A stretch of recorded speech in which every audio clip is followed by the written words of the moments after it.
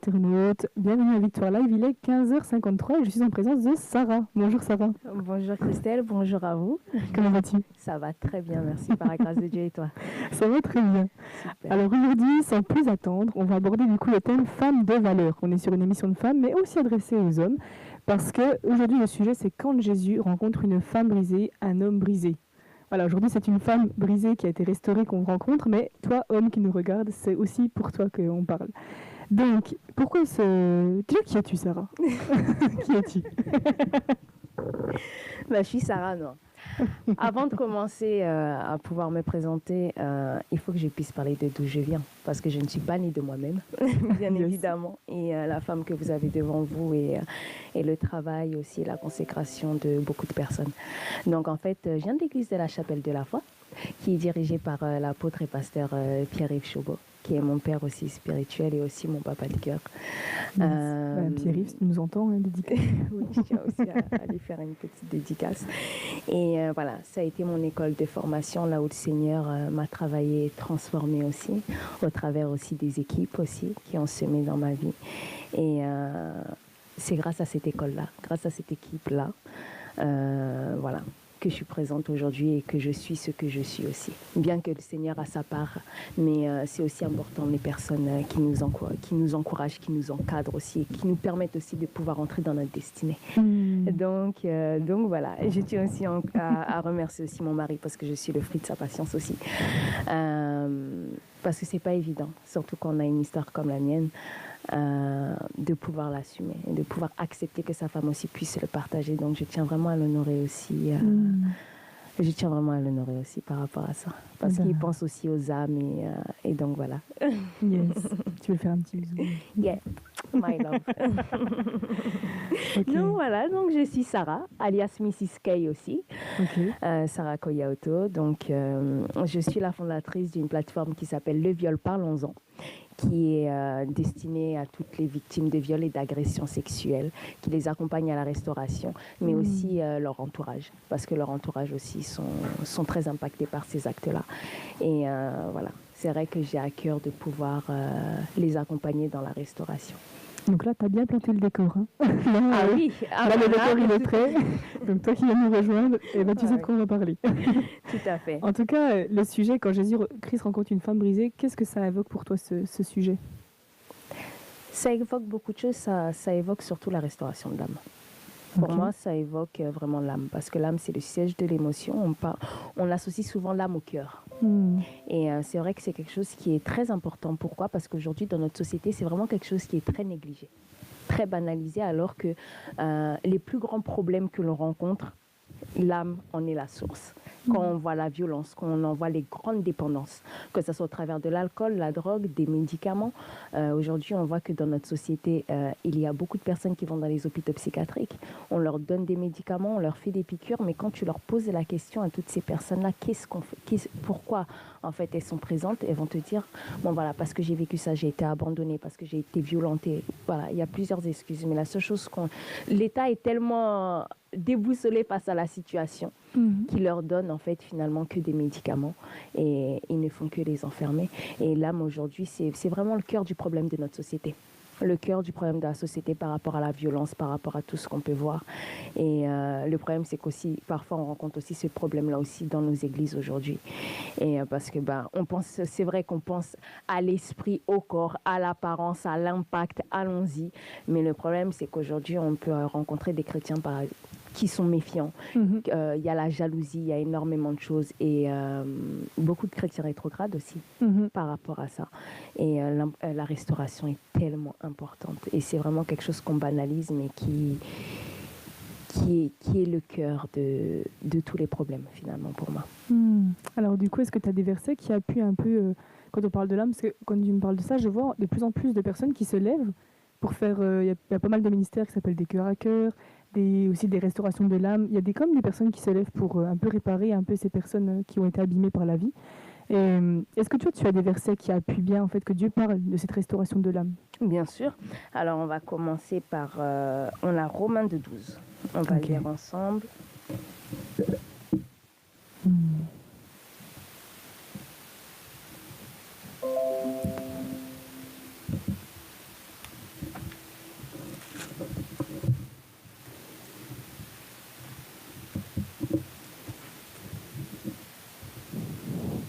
Alors, Romains 2,12.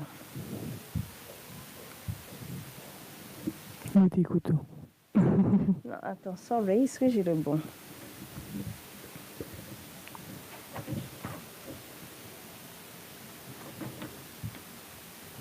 « 12,2 », excusez-moi. Il n'y a pas de mal. Romains 12,2, qui dit « Ne vous conformez pas au siècle présent, mais soyez transformés par le renouvellement de l'intelligence. Ainsi, vous discernerez quelle est la volonté de Dieu, ce qui est bon, agréable et parfait. » Ce qu'on va faire, c'est qu'on va lire les versets et après on va développer, si ça te convient. Super. Pas de souci. On va prendre 3 Jean 1,2.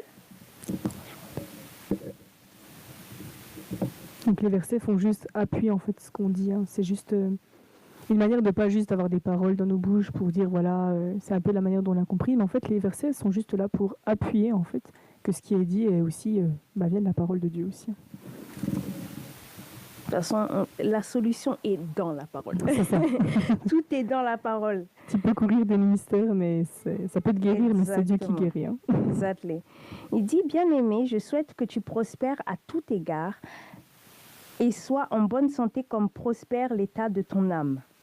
Donc déjà, juste celui-ci. Aujourd'hui, notre question, c'est quel est l'état de notre âme? Ok, on peut être spirituel, on peut développer les dons. Ok, quand on est dans le ministère, les dons fonctionnent. Mais quel est l'état de ton âme? Si on pose la question à beaucoup de personnes, que ce soit dans le monde ou qu'on soit en Christ, quel est l'état d'âme? Parce qu'en fait, l'âme, tu peux cacher par les apparences, mais les fruits que tu produis vont parler contre toi. Et aujourd'hui, chacun d'entre nous doit réellement se poser cette question-là. Et parfois, on a souvent tendance à esquiver l'âme parce qu'on voit les blessures, parce qu'on voit en fait finalement ce qui ne va pas. Mais Dieu merci, on a Jésus pour solution. Et parce que des fois, ça peut faire peur. Hein. Par exemple, quelqu'un qui ne connaît pas encore Dieu, qui nous regarde, il va se dire, oui, mais attends, moi, avec tout ce que j'ai vécu, alors soit il va se dire, Jésus ne peut rien faire pour moi, parce qu'il ne le connaît pas encore. Ou soit il va se dire, ouais, mais j'ai déjà allé voir des psychologues, mais ça ne marche pas, je suis toujours pareil. Mes médicaments, en fait, ça me fait juste que m'épuiser. En fait, ça ne marche pas. Et qu'est-ce que tu peux dire à ces personnes qui aujourd'hui nous regardent et qui sont peut-être en colère parce qu'ils vivent des choses très difficiles? Alors, qui sont conscients de leur état de leur âme, qui se disent, mon âme ne va pas bien, je le sais. Maintenant, ok, toi qui me parles, qu'est-ce que tu peux dire? Alors, si moi j'ai quelque chose à vous dire, c'est premièrement, aucun médicament, aucune thérapie ne pourra vous guérir. Parce qu'un médicament, à la rigueur, il peut vous soigner d'un mot de tête. Mais il ne peut pas atteindre vos sentiments. Il ne peut pas guérir ce que vous avez pu vivre auparavant. Mais il y a toujours possibilité de pouvoir s'en sortir parce que Christ est mort aussi pour vous sur la croix. Et on va partager Ésaïe 61 et vous allez pouvoir vraiment comprendre. Parce que ce n'est pas seulement de dire que Jésus t'aime, mais qu'est-ce que Jésus dit et quelle est sa capacité de pouvoir agir dans ta vie. C'est ça en fait qui fait la différence. Parce que comme dit l'apôtre Paul, l'évangile ce n'est pas un discours persuasif, c'est la manifestation de la puissance. Et souvent, quand on parle de la manifestation de la puissance, on attend de voir un mort ressuscité, voir un paralytique marcher. Mais combien aujourd'hui sont morts à l'intérieur d'eux? Ils sont en vie debout, mais en fait, ce sont des morts vivants. Combien sont paralysés? Ils n'arrivent même pas à croire en eux, à pouvoir même réaliser un projet. Ils ne pensent même pas il y en a beaucoup qui ne pensent même pas qu'ils sont juste beaux et belles. Tout simplement. Pourquoi? Parce qu'en fait, leur âme a tellement été affectée des mauvaises paroles, des mauvaises choses en fait qu'ils ont pu vivre. Et le problème, c'est que beaucoup de personnes arrivent en Christ avec ça et ils pensent que ça y est, je suis né de nouveau, donc tout est parti, toutes choses anciennes sont passées, toutes choses sont devenues nouvelles. Mais le problème, c'est que leur souci est toujours là et qu'il y a une lutte intérieure qui se fait et que cette lutte-là rend les gens captifs. Rend les gens captifs et les font même parfois culpabiliser. Voilà pourquoi, en fait, l'Église aussi doit réellement revenir à la restauration des âmes. Parce que aller impacter la puissance, c'est bien. S'occuper de l'esprit, c'est bien. S'occuper du corps, oui, notre apparence, ok. Mais le plus important, c'est l'âme. C'est la base de l'âme. Parce que comment même pouvoir porter les fruits de l'esprit si notre âme n'est pas restaurée? Comment pouvoir aimer alors que déjà on ne s'aime pas soi-même? C'est pas possible. Et il y a des choses que Dieu ne fera pas pour nous. C'est-à-dire que le Saint-Esprit est là pour pouvoir nous apporter certaines choses, mais nous avons aussi notre part à faire. Et pour avoir la capacité de pouvoir les faire, nous avons déjà besoin d'en être guéris. Et ça, c'est très important.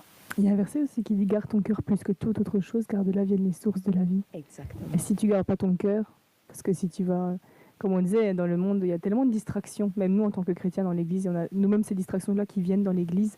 Et ben, on peut vite être dispersé et garder peu sous le cœur, parce que je sais pas, t'as envie de trouver quelqu'un à mari, tu vas t'attarder sur le moindre gars qui vient à l'Église, et hop, tu vas te dire, ah, mais c'est peut-être lui. Ah, bah du coup, ton cœur est déjà distrait. Exact. Alors que si tu gardes les yeux fixés sur Dieu et que tu attends patiemment que Dieu te travaille déjà dans ton cœur avant de rencontrer quelqu'un, et ben ça va venir tout seul et ça va venir. Peut-être que toi tu as un témoignage par rapport à ça. On va lire Ésaïe 61, un verset qui t'est cher, qui parle de la restauration de l'âme. Et justement, après, on va rentrer un peu plus dans le témoignage de Sarah, parce que Sarah a des choses à nous dire. Elle a vécu un passé assez lourd, mais aujourd'hui elle en est libérée. Et on va un peu découvrir tout ça dans cette émission. C'est un peu le but aussi de l'émission. Exactement. Alors vas-y Sarah, lis-nous Ésaïe 61. Alors. Qui parle bien du coup de la restauration de l'âme.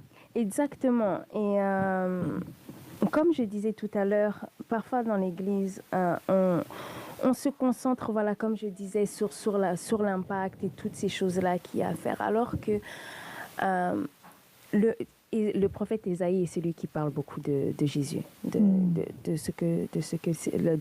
la mission de Christ sur terre. Et ce que j'aime vraiment dans Ésaïe 61, c'est comment le Seigneur explique à quel point en fait il aime pouvoir restaurer les vies brisées. Parce que personnellement j'ai beaucoup entendu Dieu n'est pas dans les sentiments, faut être fort, faut arrêter de pleurer, faut, ok. Mais aujourd'hui, ça brise des mariages, ça fait que beaucoup de leaders sont complètement instables. Les chrétiens sont jaloux, il y en a qui ont peur des uns et des autres. Et tout ça, ça cause... Voilà, exactement. Et le problème, c'est qu'ils portent ce fardeau, alors que le Seigneur a dit déjà, venez à moi, vous qui êtes fatigués et chargés, je vous donnerai du repos. Mais il y a aussi... il enchaîne par mon fardeau est doux et léger. Exactement, exactement. Alors que on a la grâce d'être en Christ et qu'on a ce trésor magnifique qui est Ésaïe 61, qui est la base de tout ce que je fais et qui a été pour moi ma révélation et qui m'a permis, voilà, de passer de femme brisée à femme restaurée et aujourd'hui d'être une combattante pour le Seigneur. Vas-y, lis-le. Je suis impatiente. Alors, Ésaïe 61. L'Esprit du Seigneur, l'Éternel, est sur moi, car l'Éternel m'a oint pour porter de bonnes nouvelles aux malheureux. Il m'a envoyé pour guérir ceux qui ont le cœur brisé, pour proclamer aux captifs la liberté et aux prisonniers la délivrance, pour publier une année de grâce de l'Éternel et un jour de vengeance de notre Dieu, pour consoler tous les affligés, pour accorder aux affligés de Sion, pour leur donner un diadème au lieu de la cendre, une huile de joie au lieu du deuil, un vêtement de louange au lieu d'un esprit abattu, afin qu'on les appelle les térébintes de la justice, une plantation de l'Éternel pour servir à sa gloire. My God. Ils rebâtiront sur d'anciennes ruines, ils relèveront d'antiques décombres, ils renouvelleront des villes ravagées, dévastées depuis longtemps. Des étrangers seront là et feront paître vos troupeaux. Des fils de l'étranger seront vos laboureurs et vos vignerons. Mais vous, on vous appellera sacrificateur de l'Éternel. Oh, on vous nommera serviteur de notre Dieu. Vous mangerez les richesses des nations et vous vous glorifierez de leur gloire. Au lieu de votre pauvre, vous aurez une double portion. Au lieu de l'ignominie, ils seront joyeux de leur part. Ils posséderont ainsi le double de leur pays et leur joie sera éternelle. Car moi, l'Éternel, j'aime la justice. Je hais la rapine et l'iniquité. Je leur donnerai fidèlement leur récompense et je traiterai avec eux une alliance éternelle.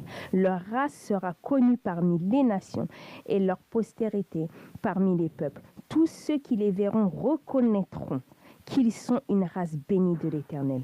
Je me réjouirai en l'Éternel, mon âme sera ravie d'allégresse en mon Dieu, et il m'a revêtu d'un vêtement du salut. Des vêtements du salut, il m'a recouvert du manteau de la délivrance, comme le fiancé s'orne d'un diadème, comme la fiancée se pare de ses joyaux, car comme la terre fait éclore son germe, et comme un jardin fait pousser ses semences, ainsi le Seigneur l'Éternel fera germer le salut et sa gloire en présence de toutes les nations. Amen. Wow. Alors, par rapport à ce verset, si on rentre un peu plus dans le vif du sujet, par rapport à ton histoire, comment tu es passée d'une femme brisée déjà? Quelle femme brisée étais-tu? Et comment es-tu arrivé à cette restauration d'être libre en Christ? C'est un rêve pour tout le monde veut être libre en Christ. Exactement. Voilà, ceux qui ont vraiment cette perception de connaître Jésus comme Sauveur, comme Seigneur, il n'y a personne que je connais qui voudrait encore rester avec leurs problèmes et leurs souffrances. Alors comment toi déjà quelle femme brisée étais-tu, pour commencer? Alors, quelle femme brisée j'étais? Alors déjà, c'est dû à ma naissance. Déjà, ça a commencé toute petite parce que je suis née d'un adultère. Mon père, en fait, était déjà marié quand il a rencontré ma mère. Je suis certes le fruit d'un amour, ça c'est certain, mais mon père était déjà marié. Et donc j'ai grandi avec ma mère et mes 5 frères et sœurs qui sont nés d'une précédente union, c'est-à-dire que de mon père et ma mère, je suis enfant unique. Et dû à cette relation, il y a eu un drame familial. C'est-à-dire on en est arrivé à de la violence et j'ai failli perdre ma mère.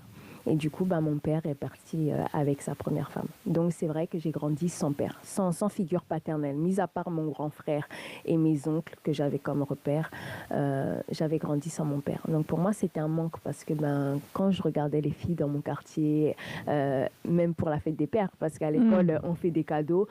Toi, tu rentres, tu te donnes pour qui? Donc, tu te donnes pour ta mère. Donc, c'est vrai que déjà, c'était très compliqué pour moi par rapport à ça. Mais aussi parce que de mes 4 ans à mes 13 ans, j'ai été victime d'abus sexuels par mon oncle. En fait, ma mère m'envoyait en vacances. Voilà, parce que c'était dans le sud de la France, les vacances, la piscine, le cadre idyllique, tu as les animaux, voilà, tout ce que je n'avais pas en fait dans ma banlieue. Et en fait, c'était le mari de la cousine à ma mère. Et de là, en fait, il a eu des mauvaises attentions. C'est-à-dire qu'il a commencé à abuser de moi. Au début, ça a commencé par des attouchements sexuels et ça a fini par des viols plus en grandissant. Donc, c'est vrai que ces viols-là, au début, j'étais dans le déni. C'est-à-dire pas dans le déni, plutôt dans l'ignorance. Parce qu'en tant qu'enfant, tu sais pas trop réel. Tu sais pas ce que c'est, t'as pas conscience. Tu sais que c'est une chose qui est nouvelle. Et en plus, au début, c'est pas des viols, c'est que des attouchements. Et puis, il savait bien me manipuler. C'est-à-dire que voilà, il me conditionnait bien. On le fait, c'est notre petit secret. Et pour moi, comme je n'avais pas d'exemple de relation père-fille, pour moi, c'était normal. Pour moi, c'était sa façon de m'aimer, en fait. Parce qu'en plus, c'était mon oncle. Je l'aimais énormément. Donc, pour moi, c'était ma relation avec lui. Et il m'avait conditionné pour qu'à chaque fois que j'aille là-bas, ça puisse bien se passer comme ça. Donc, pour moi, c'était quelque chose de normal. Mais la prévention scolaire et tout ce que je pouvais voir à la télé, parce qu'en même temps, il y avait l'histoire de Marion Wagon. Je ne sais pas s'il y a certaines personnes qui se souviennent. C'était une enfant qui avait disparu. Donc, on en parlait plus de la pédophilie, des attouchements et tout, des enlèvements. Et c'est là que j'ai commencé à me poser des questions, à me dire, mais attends, c'est pas normal finalement ce que j'ai vu avec lui. Et il a quand même sa femme. Ça, c'est des choses de grand. Et le problème, c'est que dans ma culture, on n'en parle pas. Voilà, le cadre familial. De quelle culture, du coup? Je viens de la République centrafricaine. Et c'est vrai que dans notre culture afro ou africaine, on n'en parle pas. Ce sont des sujets tabous. Ce n'est pas des choses où on assoit son enfant pour lui dire, bon, tu sais, si on te fait ça, c'est pas bien. En fait, on ne parle pas de sexe, quoi. Même des fois dans les cultures européennes, hein. Oui, c'est vrai, effectivement, c'est vrai. Alors que ce sont des choses qui sont très importantes. Et donc, du coup, voilà, j'ai grandi comme ça. J'ai grandi avec ça et au fur et à mesure, je me rendais compte de ce qu'il me faisait, mais ça commençait en fait à me détruire. Inconsciemment, en fait, mon corps, comme je disais, mon âme parlait. Voilà, c'est-à-dire que pour moi, tout allait bien, mais ce que j'avais vécu se manifestait en fait par la violence, par la frustration. J'ai commencé à dire à ma mère, bon écoute, j'ai plus envie d'aller là-bas, mais en même temps, j'avais pas le choix parce que ma mère travaillait énormément et puis pour elle, son seul but et son seul rêve, c'était de m'offrir le meilleur, quoi, avec le peu de moyens qu'elle avait. Et donc, j'ai commencé à lui en vouloir. Inconsciemment, j'en voulais à tous les membres de ma famille, donc j'avais un comportement, mais complètement infect. Un complément infect. J'étais insoumise, je ne m'écoutais pas, j'étais rebelle. Je m'en voulais à moi-même, mais j'étais seule dans mon combat. C'est-à-dire que tu peux être entourée, mais tu es prisonnière en fait de toi-même. Tu ne sais pas comment exprimer en fait ce que tu vis parce que en fait le viol a un langage. Les conséquences du viol ont un langage que tu ne peux pas exprimer directement. C'est-à-dire que tu n'arrives pas à poser des mots sur tes mots. Tu sais seulement que ça va pas, mais ce ça va pas là, comment tu le manifestes? Justement, voilà, c'était par la violence, c'était par toutes ces choses-là, et c'est aujourd'hui ce que la société aussi rencontre. Et donc voilà, donc j'ai grandi comme ça. Et l'adolescence, alors là, ça a été le pire. Hein, parce que déjà, je me disais, ma mère ne veut pas m'entendre. Là, déjà, je suis beaucoup plus grande. Ma sœur, elle part en vacances ailleurs. Moi aussi, je peux, quoi. Et j'ai commencé aussi à me rebeller contre lui. Donc, j'ai commencé à voir la réalité en face. Donc, t'avais quel âge à ce moment-là? Ben, honnêtement, la réalité a commencé à me faire face vers mes 11 ans, même si c'était tard. On peut penser que c'est tard, se dire non, mais qu'est-ce qu'elle n'a pas compris. Mais vous savez, quand vous êtes conditionné psychologiquement pour pouvoir sortir de cette bulle-là, c'est pas évident. Ça a commencé à quel âge, tu dis? À mes 4 ans. 4 ans. À mes 4 voilà, ans. donc quand tu avais 11 ans. De mes 4 ans à mes 13 ans. Et puis, pour moi, c'était mon nom. Donc, pour moi, c'était tout à fait normal. Et voilà, donc j'ai commencé à me rebeller. Et puis, dans l'adolescence, c'était encore pire. C'était encore pire. Donc, voilà, c'est traduit par la violence. Et puis, les dépendances aussi ont commencé à venir. Donc, le tabac, l'alcool et toutes ces choses-là. Donc, ce qui s'est passé, c'est qu'il y a eu un événement où il est venu chez moi pour passer un court séjour. Et donc, là, il a essayé encore. Et culturellement parlant, quand quelqu'un vient chez toi, tu sais, tu lui laisses ta place, tout ça. Mais le problème, c'est que moi, j'ai dû lui laisser ma chambre. Et pour moi, il me violait une énième fois. Parce que là, c'était ma chambre, c'était le seul endroit que j'avais. C'était mon refuge. Et là, je me suis dit, déjà, tu te permets de venir chez moi. Et en plus, je dois te donner ma chambre. En plus, tu vas dormir dans mon lit, toi qui m'as déjà souillé. Et en plus, tu montes la tête à ma mère contre moi. Parce qu'en fait, comme il voyait que je refusais ses avances, ben, du coup, en fait, il essayait de me contrer en disant à ma mère, oui, mais ta fille, elle est complètement polie, elle rentre tard et tout ça. Mais moi, en fait, je ne pouvais pas supporter sa présence chez moi. C'était pas possible. Alors déjà, là, tu sors de ton cadre où tu avais réussi à m'enfermer, mais maintenant, tu viens me faire subir ça à domicile. Ah là, pour moi, c'était...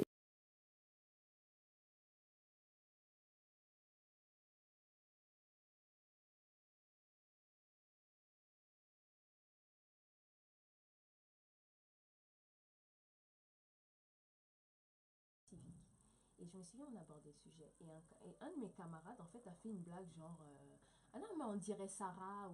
Et là, ça m'a fait comme un effet boomerang. Là, j'ai dit en fait, assez, c'est assez. Je suis sortie du cours, je suis partie voir mon assistante sociale et je lui ai tout dit. Je vais tout déballer en fait. C'est la première fois que tu parlais à ce moment-là? En fait, j'avais déjà confié ce secret-là à ma soeur, mais je lui avais fait promettre de ne pas le dire. Parce que j'avais la conscience à l'intérieur de moi qu'un jour ou l'autre, cette histoire sortirait, mais que c'était à moi de la gérer. Parce que vous savez, on peut aider les victimes, c'est une réalité, les pousser à dire. Mais quand tu es une enfant et qu'on va te dénoncer, si tu n'es pas prête à l'intérieur de toi, le jugement peut être complètement avorté et il n'y a pas de victoire. Et donc voilà, je lui avais fait promettre de ne pas dire ce secret-là. Et qu'un jour, je trouverais une solution à ça. Et donc, du coup, elle a tenu le secret. Et du coup, voilà, je suis partie voir l'assistante sociale. Et elle m'a dit, bah, écoute Sarah, je te laisse 2 jours pour pouvoir le dire à ta mère. Donc moi, n'ayant pas eu le courage, ce que j'ai fait, c'est que j'ai appelé ma soeur, ma confidente, et je lui ai remis cette charge-là. Et elle en a parlé à ma mère. Donc bon, vraiment, je bénis le Seigneur parce que ma mère, elle a tellement été brave, tellement forte, tellement courageuse. Elle n'a pas douté de moi. Elle n'a pas douté de moi et elle m'a accompagnée vraiment jusqu'au bout.